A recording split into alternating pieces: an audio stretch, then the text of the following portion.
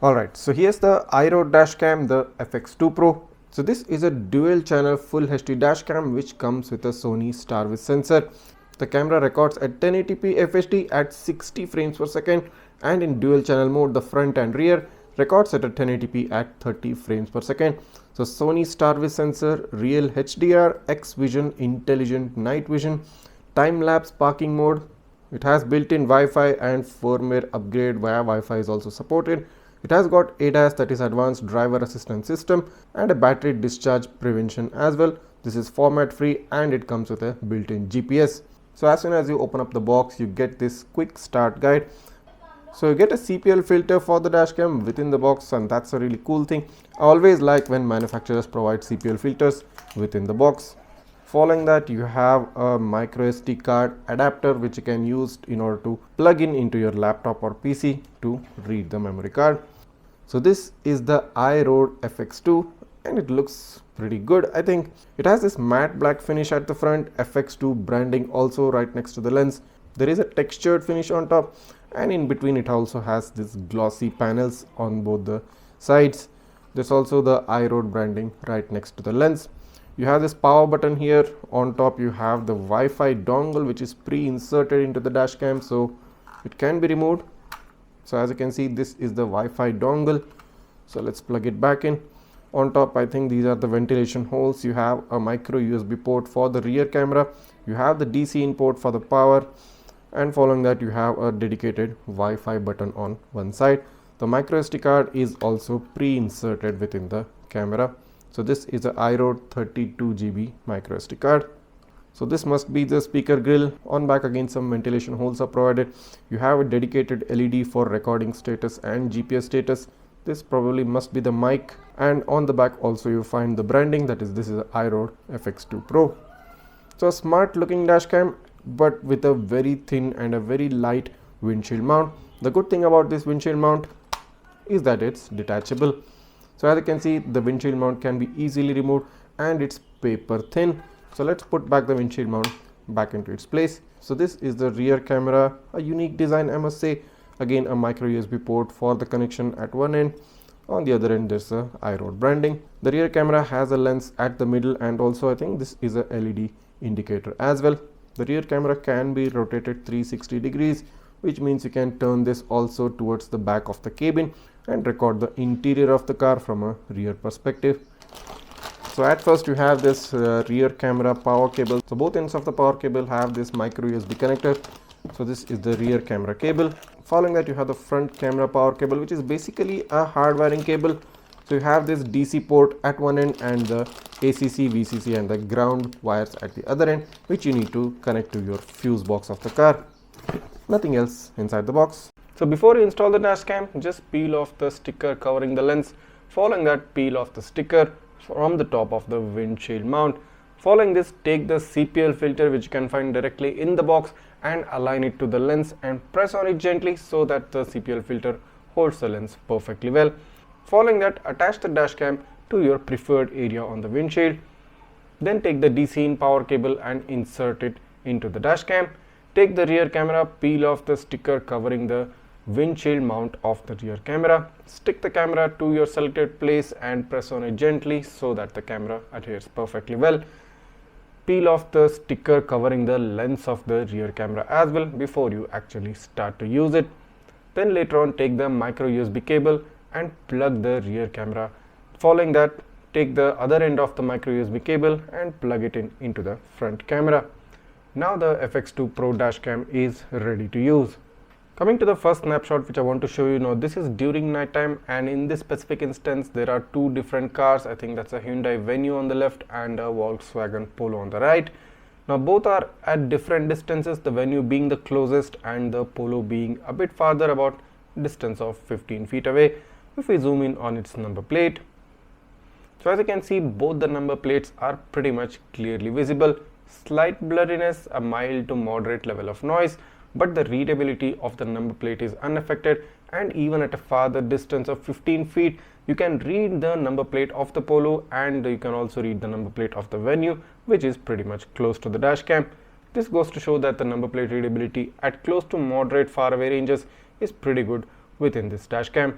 Moving on to the next sample. Now during daytime, this is about a distance of 10 to 15 feet away, and the Kia Carens is more or less right straight up in front of my car.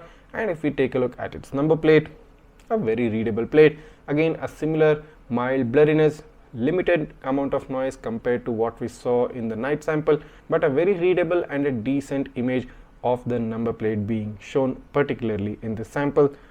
Moving on to the overall video quality, as you can see, this is a 1080p camera giving you a 30 frames per second. It has about 18,000 kbps bitrate and a 131 MB per minute of file size.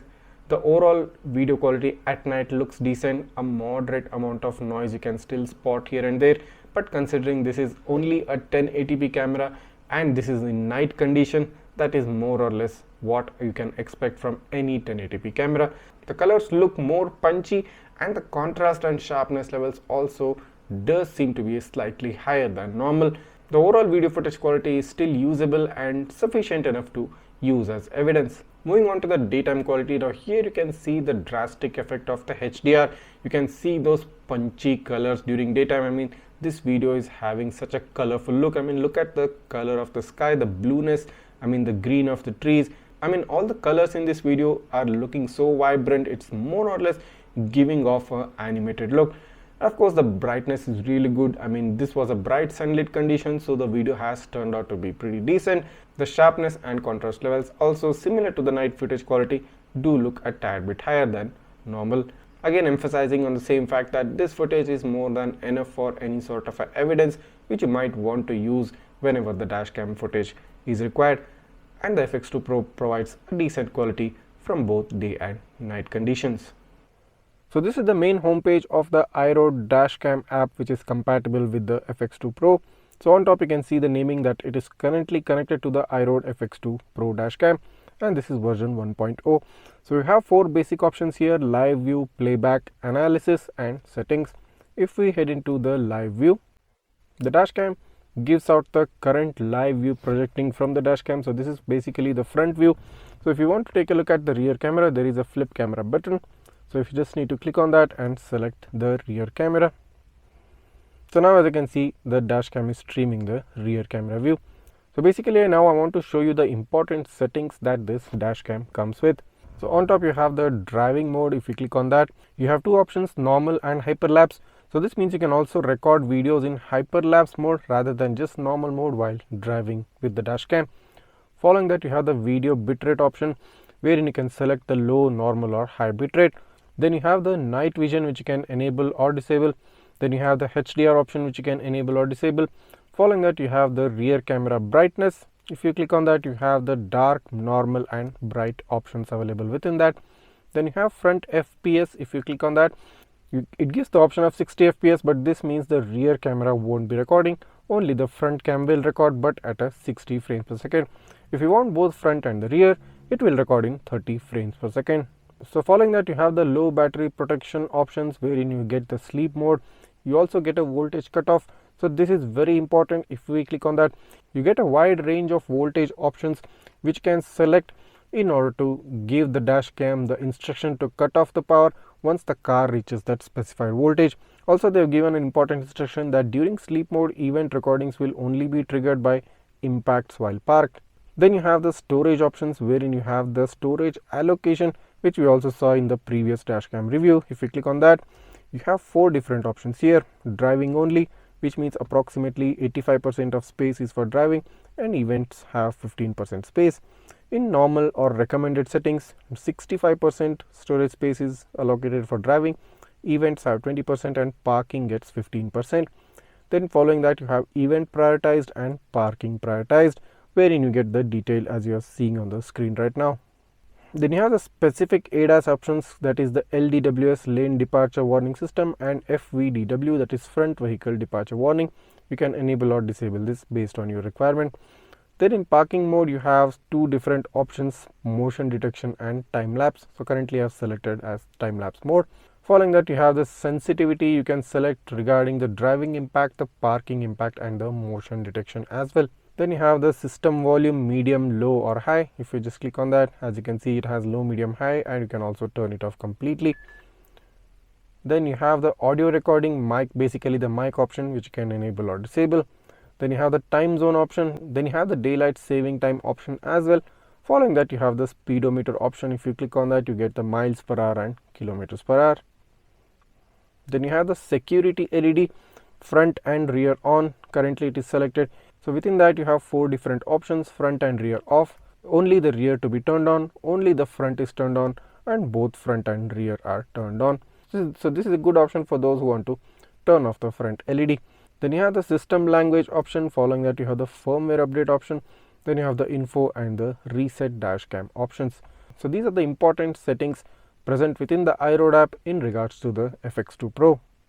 Alright, so I hope you now gained some perspective regarding the IROAD FX2 Pro dashcam. And if you want to check out the price of this dashcam, and if you are interested in purchasing this dashcam, well, I think you might be a bit surprised if you check out its price. I'll leave you a link in the description. Just click on it, check out its price, and if interested, you can always buy it. So if you have any more doubts or queries regarding this dashcam, you can always write that down in the comments, and I'll try to get back to you as soon as possible. And if this video has helped you out in any sort of a way, make sure to go ahead and hit that subscribe button and smash that like button. Also, don't forget to hit the bell icon so that you get notified each time I upload a new video. Thanks for watching, and see you in the next one.